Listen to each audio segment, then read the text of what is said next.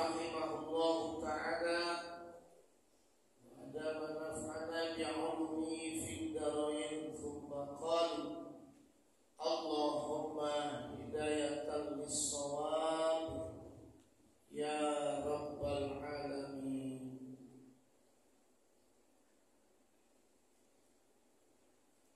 Faqala ta'ala fi Qur'anil Karim ya ayyuhalladzina amanu ista'inu bis-sabri was-salah innallaha ma'as-sabirin wa la taqulu liman yuqtalu fi sabilillahi amwat bal ahya'un walakin la tash'urun. Wa lanabluwannakum bi syai'in minal khawfi wal ju' wa naqsin minal amwali wal anfusi was samarat wa basyiris sabirin alladzina idza asabathum musibah qalu inna lillahi wa inna ilaihi raji'un ulaika 'alaihim shalawatun min rabbihim wa rahmah wa ulaika humul muhtadun. Shadaqallahul azim. Puji syukur kita kepada Allah dengan melafazkan kalimat tahmid alhamdulillahi rabbil alamin. Segala puji bagi Allah, Tuhan pencipta seluruh alam. Berselawat kita kehadiran Nabi Allah Muhammad sallallahu alaihi wasallam dengan ucapan Allahumma shalli ala sayyidina Muhammad wa ala ali sayyidina Muhammad. Semoga nantinya kita termasuk bagian dari umatnya yang mendapatkan syafaatnya. Amin ya rabbal alamin. Bapak dan Ibu hadirin, para orang tua saya, seluruhnya yang hadir yang saya hormati. Semoga kita senantiasa mendapatkan rahmat kasih sayang dari Allah. Pagi ini kita akan membahas tentang musibah yang menimpa seorang muslim dapat melebur dosa. Jadi musibah itu bisa menjadikan kita terhapus dari dosa-dosa dan kesalahan kita. Lagi bagaimana nanti menyikapi musibah itu, sehingga kita mendapatkan penghapusan dosa dari Allah Subhanahu wa ta'ala. Akan kita dapat pahala. Tidak ada manusia yang tidak mendapatkan musibah. Manusia yang ada di kolong bumi, kolong langit ini, tidak ada yang tidak kena musibah. Semua kita pasti mendapatkan musibah. Hanya saja tergantung musibahnya itu, apakah memberatkan atau sedang atau ringan. Tapi walaupun itu berat, sedang ataupun ringan musibah itu, ketika kita hadapi, kan tentunya kembali kepada apa yang Allah sebutkan dalam Quran, la yukallifullahu nafsan illa wus'aha. Kalau dikatakan bahwa beban itu juga musibah, musibah itu juga beban, maka beban itu ketika dipikulkan Allah kepada kita, itu berdasarkan ayat tadi, kita sanggup memikulnya. Jadi tidak ada beban yang tidak kita sanggup memikulnya, maka diberikan Allah beban itu. Karena sangguplah kita memikul beban itu, makanya Allah berikan beban itu kepada kita. Jadi dalam hidup beragama ini, yang sanggup memikul beban agama ini hanya manusia. Binatang tidak sanggup, tumbuh-tumbuhan tidak sanggup, gunung, laut tidak sanggup memikul beban ini. Padahal kan sama semua makhluk Allah. Yang sanggup memikul beban agama ini hanya Allah. Musibah dalam pandangan agama itu bisa diartikan juga sebagai beban. Bahkan ada yang berpendapat, ya, dari dalil yang juga kita temukan, bahwa musibah itu sebagai bentuk ujian dari Allah Subhanahu wa Ta'ala. Sampai sejauh mana keimanan kita itu, maka datang ujian Allah itu dalam bentuk musibah.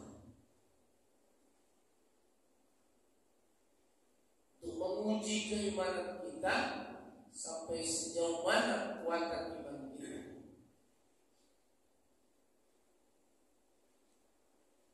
Dari hadis Aisyah radhiyallahu anha, qala Rasulullah sallallahu alaihi wasallam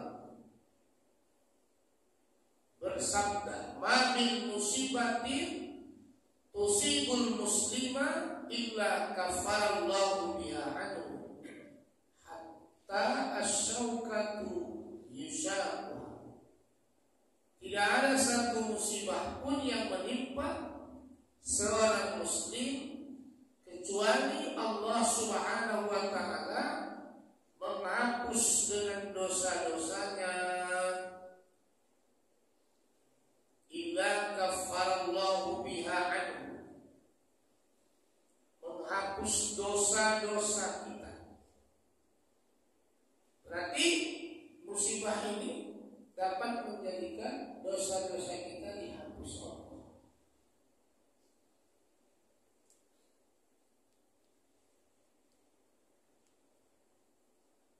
Musibah yang kita terima itu kan berasal dari Allah.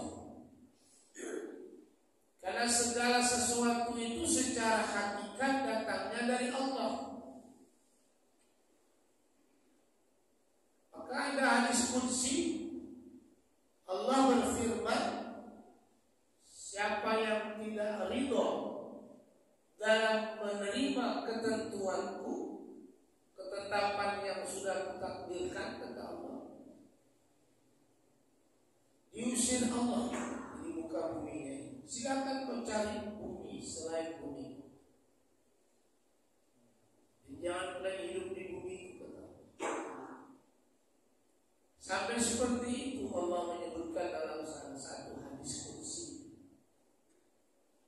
terkait dengan adanya musibah. Berarti disabarkanlah musibah yang kita terima itu. Ridholah kita setiap apa yang menjadi ketentuan dan ketetapan Allah Subhanahu wa Ta'ala. Dari Abu Hurairah radhiyallahu anhu diriwayatkan bahwa Rasulullah sallallahu alaihi wasallam bersabda, "Ma yusibul muslima min nasabin wala sabin wala wasabin wala hamma wala hazan wala adha wala ghammi hatta syaukatu yushaquha illa kafarallahu biha min khataya." Tidak ada suatu pun yang menimpa seorang muslim, baik berupa letih, sedih, duka, kesusahan, apa-apanya kecuali Allah hapuskan dosa-dosanya dengannya.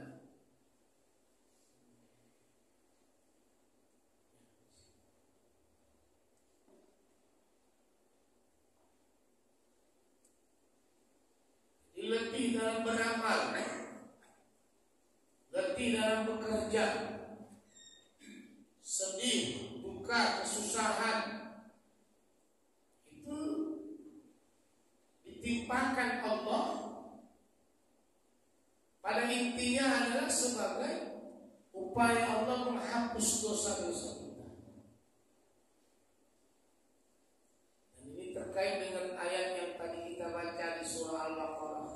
وَلَنَبْلُوَنَّكُمْ بِشَيْءٍ مِنَ الْخَوْفِ وَالْجُوعِ وَنَقْصٍ مِنَ الْأَمْوَالِ وَالْأَنْفُسِ وَالثَّمَرَاتِ وَبَشِّرِ الصَّابِرِينَ. Diuji Allah iman kita ini melalui musibah. Apa ujiannya itu? Di ayat ini termasuk kelaparan, ketakutan, kekurangan harta, kekurangan jiwa, kekurangan buah-buahan. Itu Allah datangkan silih berganti menghantam kehidupan dalam perjalanan kita di muka bumi. Jadi wabashiri shabirin, sampaikan kabar gembira kepada orang-orang yang sabar. Siapa itu orang yang sabar? Alladzina idza asabathum musibah qalu inna lillahi wa inna ilaihi raji'un. Ketika dia timpa musibah, dia mengatakan sesungguhnya kami datang dari Allah dan akan kembali kepada Allah.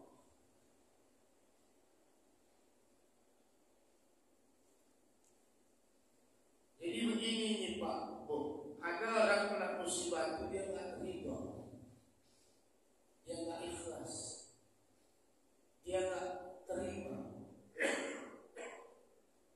malah timbul dalam sikap hidupnya, dalam hatinya, dalam pikirannya suuzon kepada Allah. Mana boleh kita suuzon semua? Mana boleh kita merusakkan kepada Allah? Kalau memang itu ketetapan Allah, kita harus husnuzon, sangka baik kepada Allah.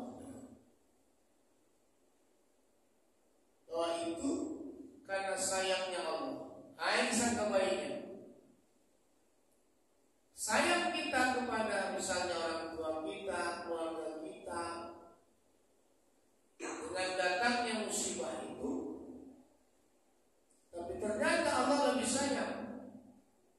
Karena sayangnya Allah, maka Allah takdirkan terjadinya musibah. Itulah pemikiran orang-orang yang husnuzon, berbaik sangka. Jadi kita jangan suka buruk sangka. Ada hukumnya berburuk sangka. Itu makanya harus ada tabayun, cross check, betul nggak itu? Jangan beritanya hoax, kan begitu. Jangan langsung buruk sangka, apalagi buruk sangka kepada Allah.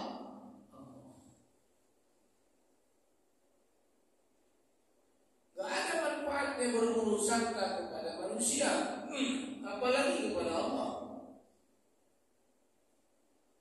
Justru menyakitkan hati dan pikiran, berbagi pikiran itu. Kalau kita suka berburuk sangka, terkait pula dengan musibah, kita harus baik sangka. Oh, sayang kita, ternyata Allah lebih sayang. Cinta kita, ternyata Allah lebih mencintai.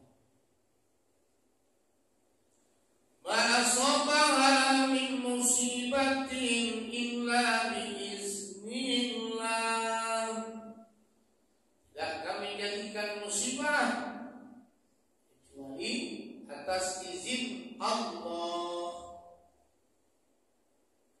Jadi musibah itu juga terjadi atas izin Allah. Paling tidak kan Bapak Ibu, makna biiznillah itu mengandung dua sifat Allah yang wajib kita imani. Pertama, musibah itu terjadi atas kuasa Allah, kudrat Allah. Yang kedua, musibah itu terjadi atas iradah. Apa arti iradah? Kehendak Allah.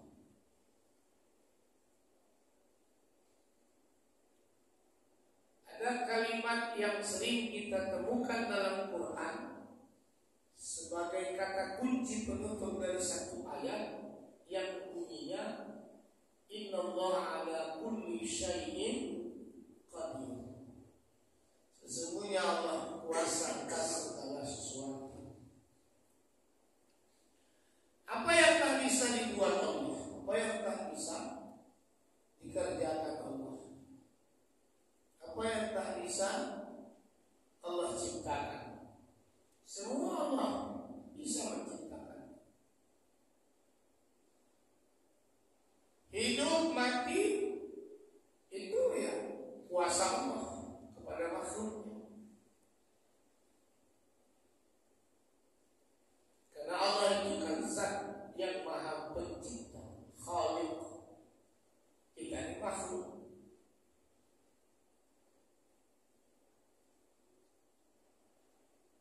Sanggupkah Allah membalik-balikkan bumi ini?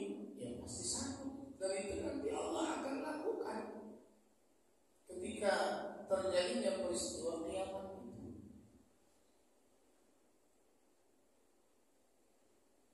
Karena Allah kuasa. Musibah yang Allah takdirkan itu pun karena atas kuasanya Allah. Ayat kedua iradah, kehendak Allah.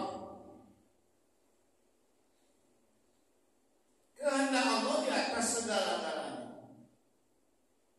Fa'alul lima yurid. Allah yang berkehendak.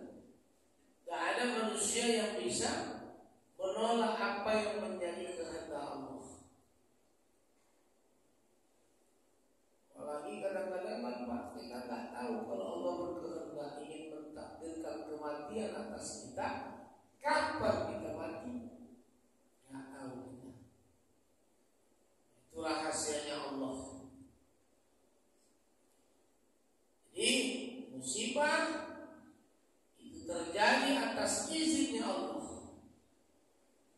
Kalau tidak Allah izinkan, tak akan terjadi musibah.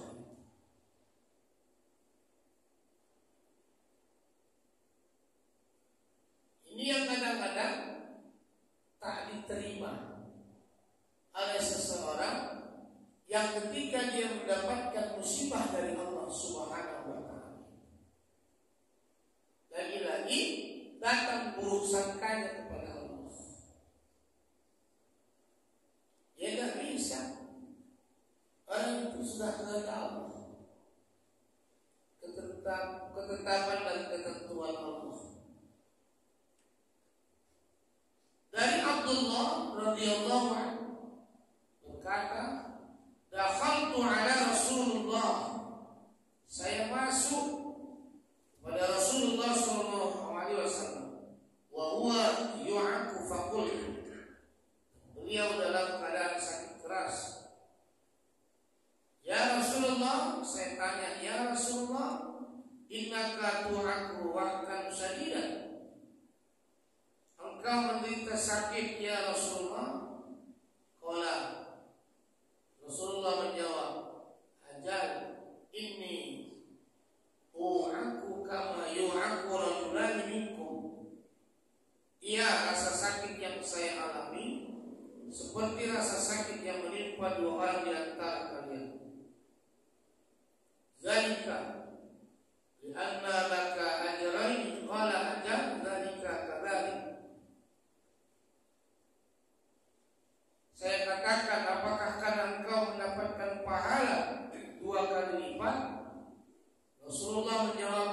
ya, yang demikian tidak ada seorang muslim pun yang tertimpa sesuatu baik terkena duri ataupun yang lebih ringan dari itu, kecuali dengannya Allah menghapus dosa-dosanya sebagaimana pohon menggugurkan daunnya. Masya Allah.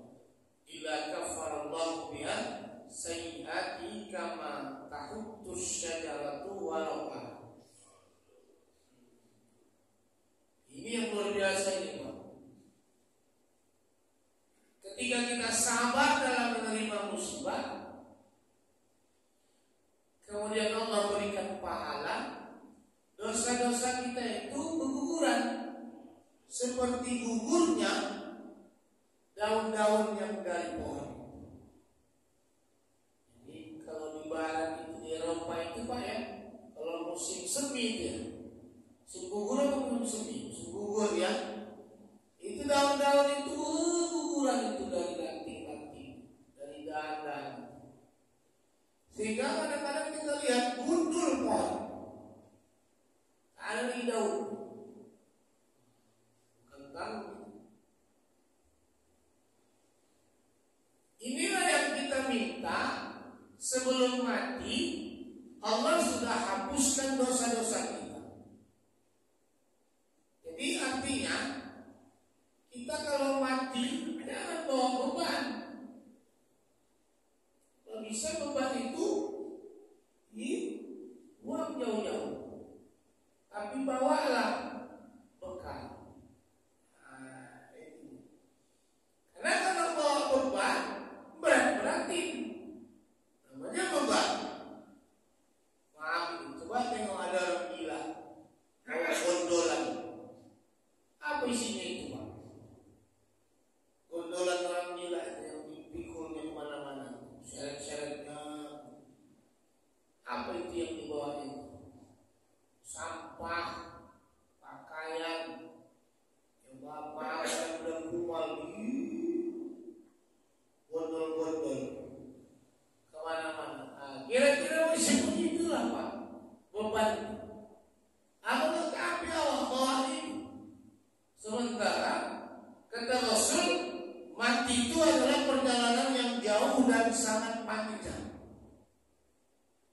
Jauh, panjang. Jadi kalau yang namanya perjalanan jauh dan panjang, kalau nggak dibawa bekal, ya siap-siaplah kita. Maaf-maafnya, kalau di dunia, siaplah kita jadi pengemis, tumen. Nah, ada nama tumen sebenarnya. Iya, tumen itu nggak minta-minta. Gimana nggak tumen? Kalau kita nggak bawa bekal, habis bekalnya. Masya Allah, itulah yang kita takutkan itu. Meninggal dunia yang dibawa beban, bekal sedikit. Habis bekal repot kita. Selesailah kita di jalan yang panjang, di perjalanan yang panjang. Jadi salah satu yang dapat menghapuskan dosa-dosa kita, karena nggak mungkin kita ini nggak berdosa ya kan? Karena ada kita yang nggak berdosa, Rasulullah yang nggak berdosa, maksud nggak ada dosa kepada Allah, nggak ada dosa kepada sama manusia. Makanya disuruh Allah kita mencontoh Rasulullah.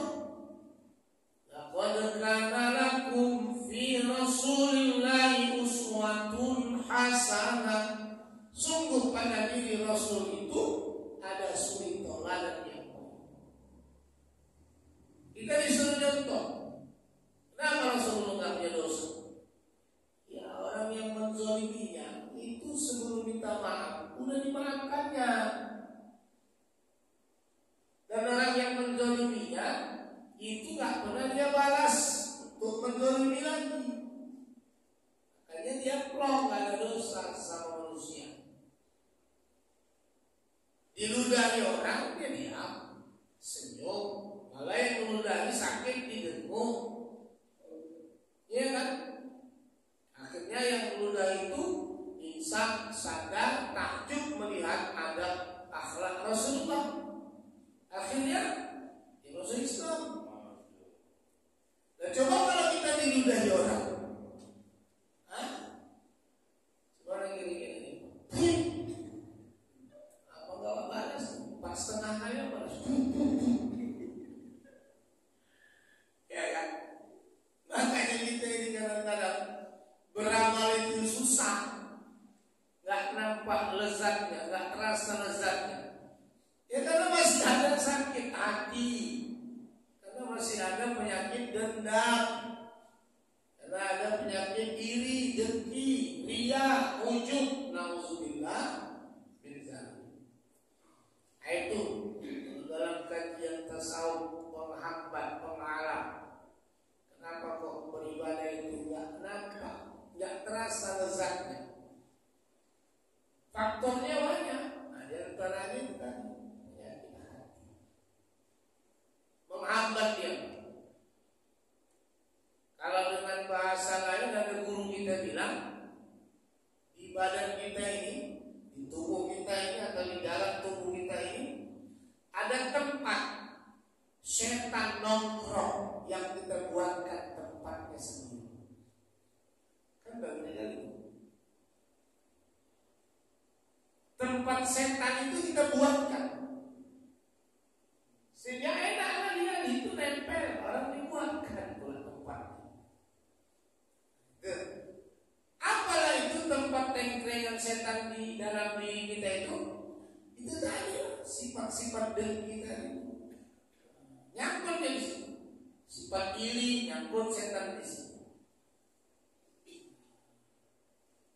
Jadi lama-lama karena nggak dibersihkan ini penyakit hati ini, ya namanya lah sudah enak dia nongkrong di situ. Mana dia pilih kan? Itulah yang kita takutkan. Makanya bersihkan, taubat, istighfar, banyak zikir, beramal dengan niat yang tulus dan ikhlas semata-mata karena Allah. Bersihkan, jangan nggak dibersihkan. Jadi Bapak dan Ibu hadirin yang dimuliakan Allah Subhanahu wa Ta'ala, sabarnya ketika ditimpa musibah, walaupun pahit terasa, musibah itu berat terasa, disabarkan, maka dapat pahala. Maka dosa-dosa kita insya Allah akan dihapuskan oleh Allah Subhanahu wa Ta'ala, bagaikan seperti illa kaffarallahu biha sayyi'ati kama tahuttu syajaratu waraqaha, seperti daun yang gugur dari pohonnya. Kemudian dari Aisyah radhiyallahu anha, sabda Rasulullah, la tusibul mu'min syaukatu fama fawqaha fama qawqaha illa qassallahu biha fi khati'ati. Tidaklah seorang tertimpa musibah, baik terkena duri maupun yang lebih ringan dari itu, kecuali Allah akan menghapus kesalahannya. Jadi lagi-lagi sekecil apapun musibah yang Allah datangkan, seperti yang Allah disebutkan terkena duri atau yang kecil dari itu, maka Allah akan hapuskan dosa dan kesalahan. Jangan dianggap musibah itu sebagai satu hal yang menunjukkan ketidaksayangan Allah kepada kita. Jadi jangan tidak dianggap sayang Allah sama kita. Allah itu Maha Rahman, Allah itu Maha Rahim, Allah Maha Pengasih, Allah Maha Penyayang. Imam Muhyiddin Abu Zakaria An-Nawawi berkata dalam syarah Sahih Muslim, dalam beberapa hadis di atas terdapat berita gembira bagi seorang mukmin, karena sedikit sekali orang yang tidak tertimpa musibah. berupa sakit dan musibah lainnya meskipun ringan bisa menghapus dosa, mengangkat derajat dan menambah kebaikan. Ini adalah pendapat yang benar menurut mayoritas para ulama. Ini musibah itu sekali lagi kita pahamkan, jangan karena tidak sayangnya Allah, jangan ada buruk sangka kita kepada Allah, jangan ada suuzon kepada Allah, tapi musibah itu dapat menghapus dosa, mengangkat derajat dan menambah kebaikan. Akan ada hadis menyebutkan siapa yang sabar dalam menghadapi musibah, Allah ganti dengan yang lebih baik dari sebelumnya. Kemarin beberapa pertemuan yang lalu sudah pernah saya sampaikan juga kan, maksudnya diganti Allah posisi kita yang semula menjadi orang yang susah beribadah, akhirnya kemudian bisa dengan musibah itu orang meningkat ibadahnya. Itu yang dimaksud dengan diganti Allah dengan yang lebih baik. Bukan perkara hanya rezeki saja, tapi perkara peningkatan kualitas dan kuantitas iman dan amal. Jadi kalau kita sabar, siap menerima dengan ikhlas ketetapan dan ketentuan dari Allah berupa musibah yang menyedihkan dan menyakitkan, kalau ganti dengan yang lebih baik dari sebelumnya, termasuk ketakwaan kita kepada Allah.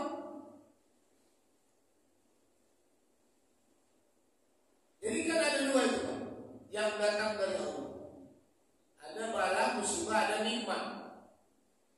Untuk apa Allah datangkan bala musibah? Untuk semakin taatkah atau semakin buat maksiat? Orang yang sabar, ikhlas menerima musibah itu, dia memohon petunjuk dari Allah, dengan sholatnya, dengan ibadahnya dia memohon petunjuk kepada Allah, maka Allah ganti, Allah tingkatkan ketakwaannya. Inilah yang dipahamkan oleh ulama tafsir terkait dengan ayat yang tadi kita bacakan, ya ayyuhalladzina amanu ista'inu bis-sabri was-shalah innallaha ma'as-sabirin. Sesungguhnya Allah bersama dengan orang yang sabar. Jadi dituntut Allah,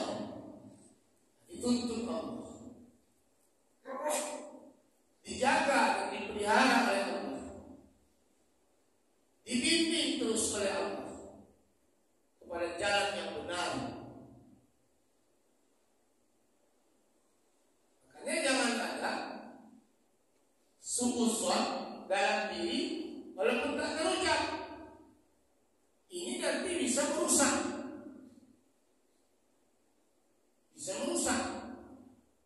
ya. Bukan jalan yang benar nanti yang akan dibimbing Allah, tapi bisa kita menuju kepada jalan kesesatan. Ini juga bisa terjadi. Makanya tadi musibah, nikmat. Kemana sasarannya? Taat, bukan maksiat. Karena ada sebagian orang didatangkan Allah musibah, ya kan? Dia bukan malah selalu taat, malah buat maksiat. Yang lebih anehnya kadang-kadang seperti itu, dikasih musibah, dia malah semakin maksiat. Ya sudah dapat dipastikan kalau itu dapat nikmat, dia akan tetap juga berbuat maksiat. Ditimpakan musibah bala aja dia maksiat, apalagi dikasih nikmat. Tapi karena ada hidayah dari Allah terkait dengan suci dan bersihnya hati, ikhlas menerima musibah, maka insya Allah kita akan dibimbing Allah. Baik ada nikmat atau apalagi musibah, menjadikan kita selalu berbuat taat kepada Allah. Jadi ketaatan itu Pak yang harus ditunjukkan, bukan malah kemaksiatan itu yang selalu diprioritaskan. Pada umumnya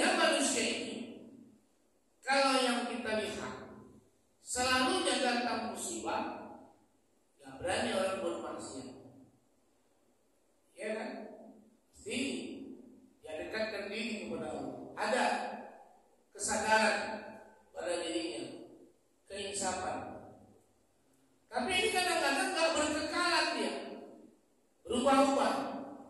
Sebentar aja Pak taatnya ketika ditimpa musibah. Setelah itu balik lagi dia. Ini bisa juga terjadi.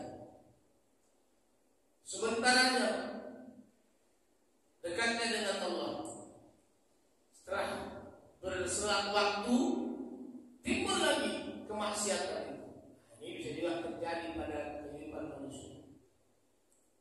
Nah, yang paling mengerikan berkekalanlah maksiatnya ketika Allah terus memberikan nikmat kepadanya. Nah, ini dalam pandangan tauhid istidraj namanya. Jadi istidraj. Allah kasih Pak nikmatku, tapi bukan untuk berbuat taat dekat kepada Allah, tapi selalu terus berbuat maksiat. Nah, ini dalam tauhid namanya istidraj. Dibiarkan Allah kita dalam lumpur kemaksiatan yang ketika datang nikmat itu. Ini menakutkan juga ini. Jangan dianggap kalau kita banyak duit mabuk-mabuk buat maksiat happy-happy. Oh, inilah kenikmatan dunia yang diberikan Tuhan. Oh, bukan, itu istidraj.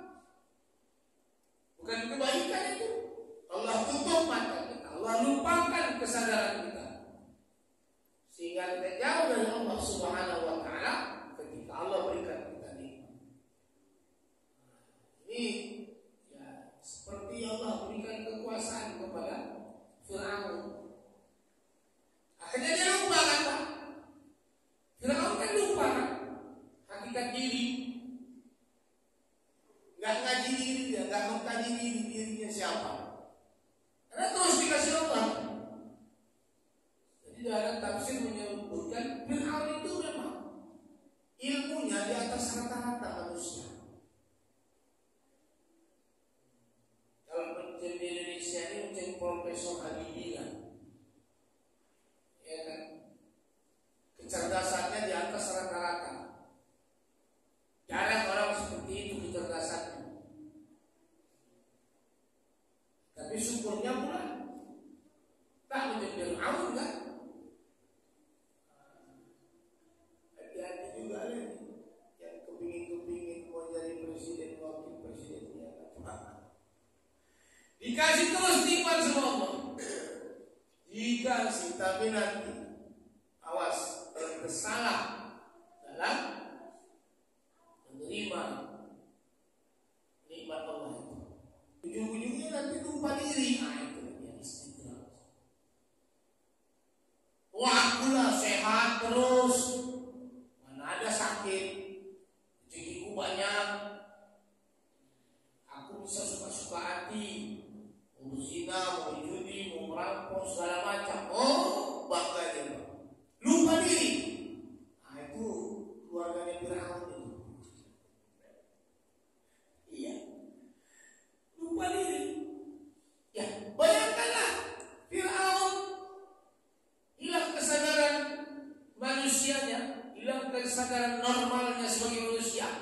Kan mimpi juga Pak, macam mimpi. Mengaku diri jadi Tuhan, kan mimpi. Kan di luar kesadaran itu manusia yang normal.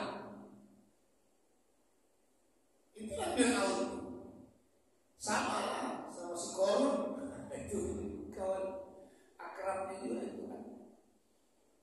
Itu lambang manusia, yang satu haus kekuasaan, yang satu haus harta. Lupa diri dia. Lupa diri. Hilang kesadaran yang seharusnya dia menjadi manusia yang normal. Kan bahaya itu. Ketika Allah memberikan kelebihan dari yang lain kepadanya. Itu tadi kita tadi. Nikmat, bala. Kemana ini? Lebih mendominasi pada diri kita. Apakah semakin taat atau semakin suka berbuat maksiat? Jadi kalau semakin berbuat taat kepada Allah, alhamdulillah,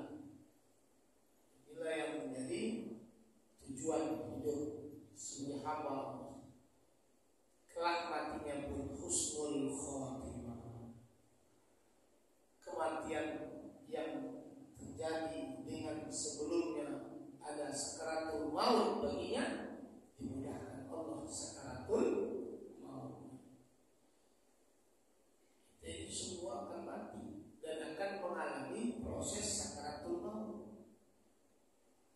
Sakaratul maut itu satu hal yang sangat mengerikan, menjerit pun manusia yang ketika rohnya mau dipisahkan dari jasad, takkan bisa pernah terdengar jeritan orang yang ketika dicabut rohnya dari jasadnya. Kenapa nggak terdengar jeritannya, Pak? Karena tubuh orang yang mati itu, yang mau mati itu, semakin lama semakin melemah. Kekuatannya itu semakin lama semakin hidup. Macam lampu listrik ini kita tengok, kalau kurang arus lama-lama mati, redup, hilang cahaya. Manusia yang mati itu begitu juga, redup, ya kan? Putih warna kulitnya, kuning sawo kata orang. Coba perhatikan, lama-lama berubah redup, sudah terjadi perpisahan dengan jasad.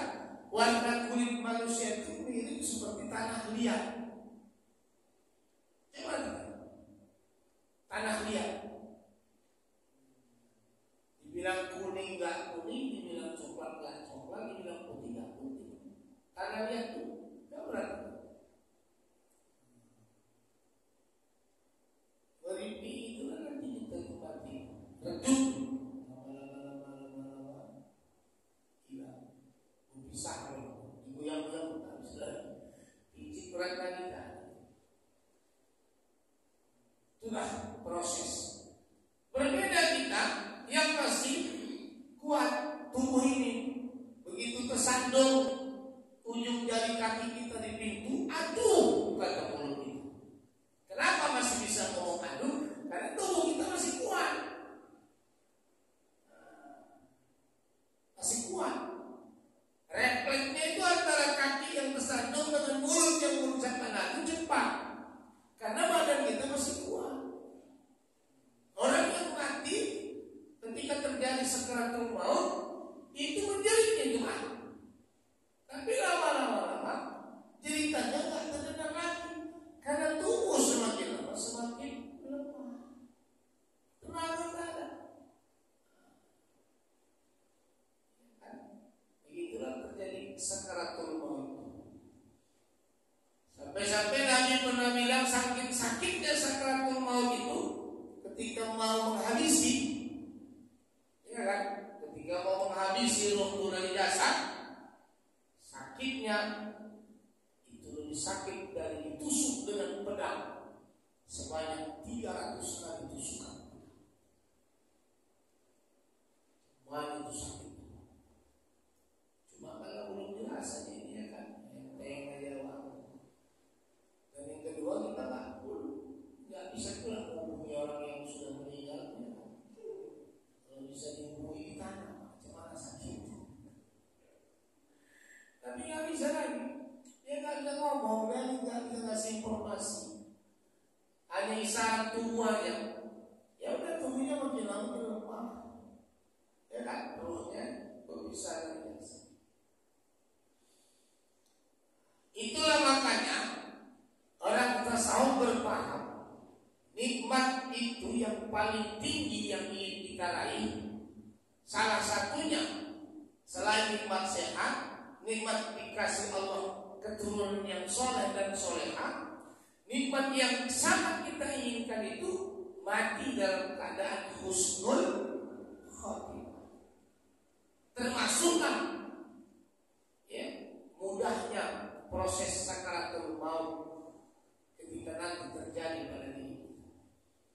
Oleh sebab itu adabnya gimana? Banyak-banyaklah berdoa. Allahumma hawwin alaina fi sakaratil maut. Ya Allah, mudahkan sakaratul maut. Wa najata minan nari wal afwa indal hisab. Kemudian apa lagi? Allah mahtim bi husnil khatimah. Ya enggak diminta sama Allah. Orang yang bodoh lah kata sebagian ulama, yang tak mau minta mati husnul khotimah. Karena kematian husnul khotimah itu adalah kematian yang paling dirindukan oleh orang-orang mukmin, orang-orang yang beriman. Habiskan sekali lagi. Dan para ulama juga berpendapat hikmah dari beratnya cobaan para nabi, kemudian orang-orang yang seperti mereka adalah karena mereka mempunyai kesempurnaan sabar dan ikhlas.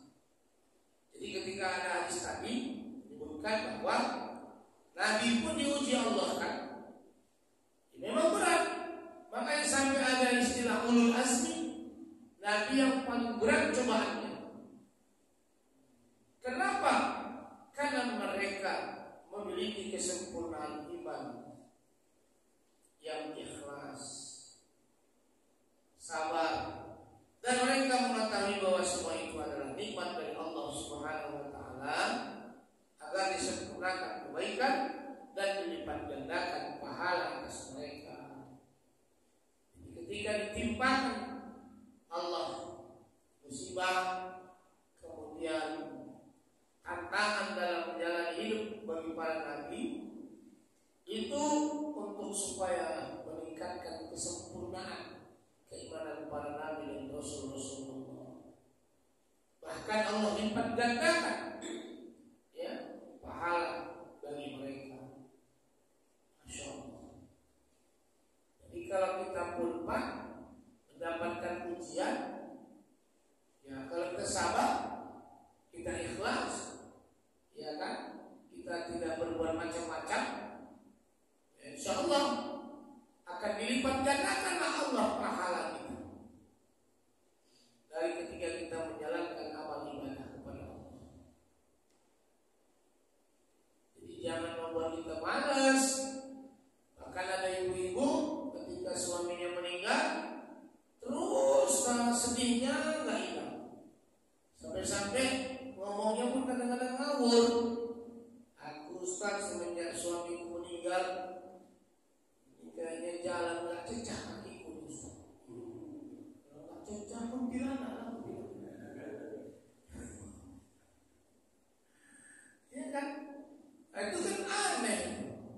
Ya bilang aja aku sedih Ustaz. Kalau Ustaz doakan datang saudara-saudara. Hatiku, ya bilang aja sedih. Nanti insya Allah orang pun ngasih nasihat, sabarlah bu. Hari ini bu yang kena musibah, besok kami pula. Sama aja kita nanti kena musibah, berbeda-beda lah. Kadang-kadang kedatangan musibah itu sesuai dengan kehendak Allah. Jadi mau macam mana lagi? Mau ditempatkan? Karena memang sudah kehendak Allah.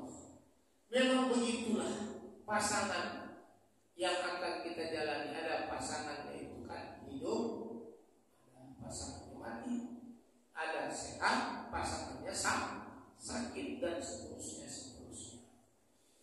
Jadi kembali kepada persoalan intinya itu tadi bahwa kita bakal mati dan jangan dibawa banyak beban, dikurangi beban.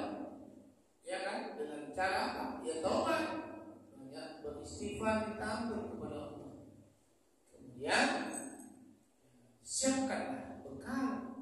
Nah, bekal itu insya Allah pasti banyak manfaat. Bekal itu apa? Amal-amal soleh yang kita kerjakan. Jadi fastabiqul khairat, berlomba-lomba kita untuk kebaikan. Ini saja Pak kajian yang kita sampaikan, mudah-mudahan ada manfaat. Billahi taufiq wal hidayah. Assalamualaikum warahmatullahi wabarakatuh. Ya, siap.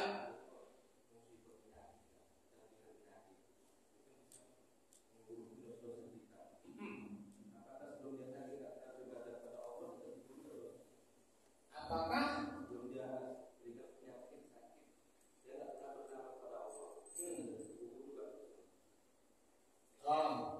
kalau kita kaitkan dengan ayat Allah, "Faman ya'mal mithqala dzarratin khairan yarah," ya kan? ya'mal mithqala dzarratin syarran yarah, ya tentu harus ada perbedaan. Nggak mungkin, ya kan, amal yang dibuatnya nggak akan dibalas, nggak mungkin kesalahan yang dibuatnya nggak dibalas juga kan? Kan itu intinya ayat itu, tetap dibalas Allah juga, dan dia tidak berbuat amal.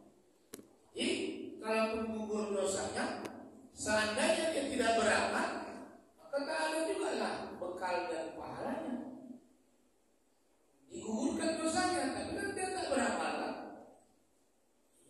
Apa yang mau menjadi bekalnya orang dia tak beramal? Tapi seandainya setelah dia sakit itu sembuh dan dia beramal, maka akan adalah pahalanya. Karena setiap amal kan ada pahalanya, walaupun amal yang dikerjakan itu sebesar biji zarah, dia diampuni dosanya. Tapi kan amal kebaikannya kan tidak ada, karena dia tak beramal. Apakah akan tetap juga dimasukkan dia ke dalam surga? Tunggu dulu, bekalnya mana? Pahala dia beramal mana? Kan ada. Kasih dosa, sakit, ya digugurkan Allah. Memang dosanya. Tapi kalau dia tak beramal, bagaimana itu? Tetaplah dia dosa. Jangan mengharapkan buat manusia aku sakit, habis dosa. Kok penatan namanya? Ya enggak gitu pemahaman. Memang dihapuskan Allah ketika dia sakit dan dia sabar kan itu. Adalah pahalanya. Tapi kan berbeda pahala ketika dia sabar dalam menghadapi sakit dengan ketika dia beribadah yang lain-lain. Kan ada panggilan-panggilan keuntungan orang yang beribadah, pahalanya sekian, pahalanya sekian. Gak dapatnya lah, hanya pahala dari sabar waktu ketika ditimpa sakit. Apalagi kan macam mana dia itu gak beramal, ditimpa sakit, apakah bisa ikhlasnya? Belum tentu juga kan, belum jaminan. Jangan-jangan ketika dia sakit itu malah dia tidak ingat Allah, tidak banyak istighfar minta ampun kepada Allah. Ya, berarti sedikitlah hanya yang dia dapatkan pahala dari sabar ketika mendapatkan sakit itu.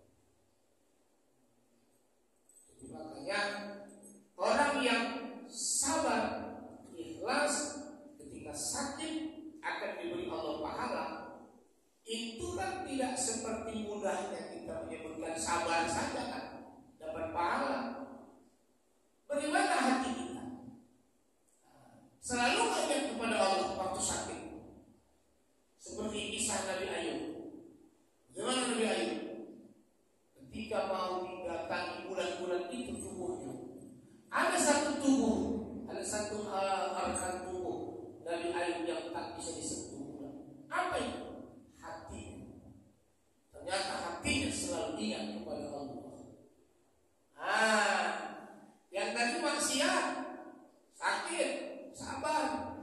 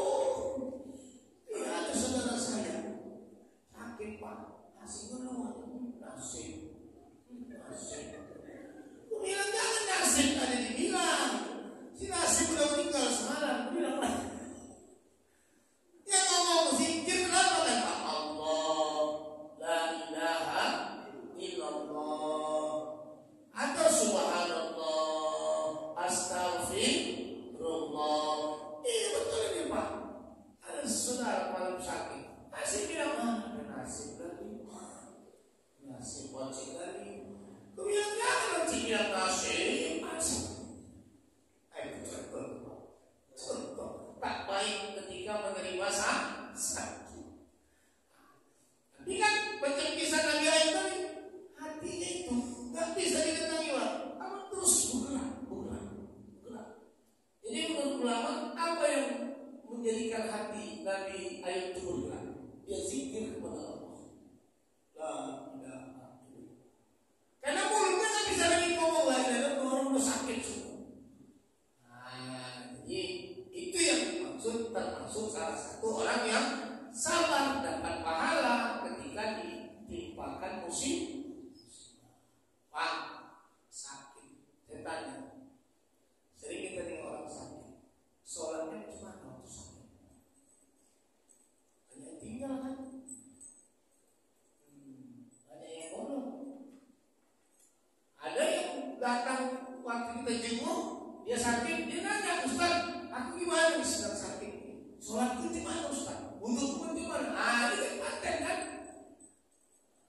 Dia sadar, waktu sakit itu gimana supaya bisa tetap beribadah?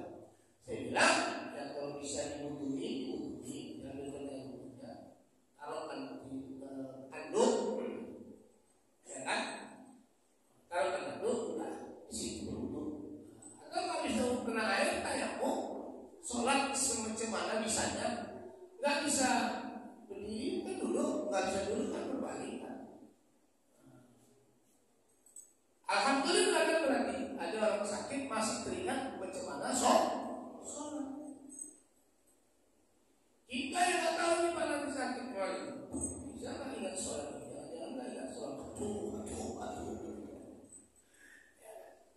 Saudara saya nasi, mana sih bagaimana? Jadi itu tadi, bagaimana menyikapi ketika dia sakit, lihat apa reaksi hatinya. Begitulah Nabi Ayub, hatinya dekat dengan Allah, bergetar terus menyebut nama Allah. Jadi maunya sakit dia zikir, istighfar, subhanallah. Kan banyak sih kalimat-kalimat yang banyak bisa dibaca. Cuman untuk ya tergantung gimana. Kalau memang kita bisa berwudu di atas tilam itu, ya berwudu. Tak bisa wudu, tayamum itu gampang Pak. Sengaja aku tayamum karena Allah bilang, ini kan gitu, sapu wajah, bersihkan, ukur lagi, hilangkan debunya, kiri ke kanan, yang kanan ke kiri, udah selesai kan tayamum pada repot. Jadi yang sakit itu diajak juga, diingatkan juga, sholat macam mana sedaya mampunya sholat. Kecuali kalau dia sudah uzur tadi, bisa diajak lagi komunikasi waktu sakit, atau mungkin posisinya dia sudah apalagi sudah leler gitu ya. Kalau udah leler Pak, mana lagi beban agama itu ada sama dia. Oke, di situ dia. A'udzubillahi minasyaitonir rajim. Bismillahirrahmanirrahim. Alhamdulillahirabbil alamin. Wassalatu wassalamu ala asrafil anbiya'i wal mursalin wa ala alihi wa ashabihi ajma'in.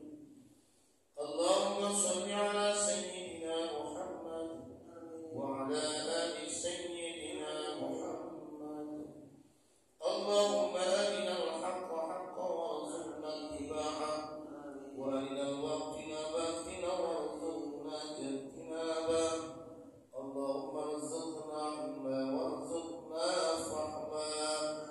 Allahumma inna nas'aluka al-huda wat-tuqa wal-'afafa wal-ghina. Allahumma ighfir lana ya Allah bi husnil khatimah wa la takhtim 'alaina wa ajalana bi su'il khatimah. Rabbana atina fid dunya hasanah wa fil akhirati hasanah wa qina adzabannar. Wa sallallahu alaihi walhamdulillahi rabbil alamin. Taqabbalallahu minkum. Amin.